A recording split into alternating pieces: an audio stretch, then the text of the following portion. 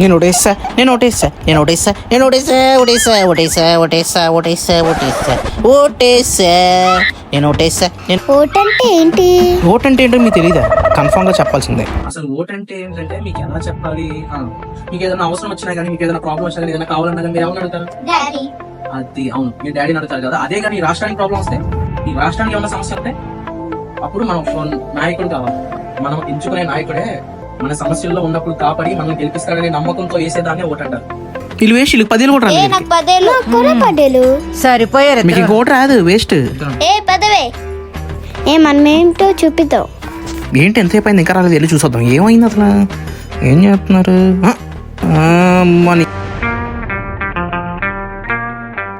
మనకి క్లారిటీ లేదు, బట్ వాళ్ళకి క్లారిటీ ఉంది వాళ్ళ నాయకుడు ఎవరు. మేము ఓటేసాం మేము ఓటేసాం మేము ఓటేసాం.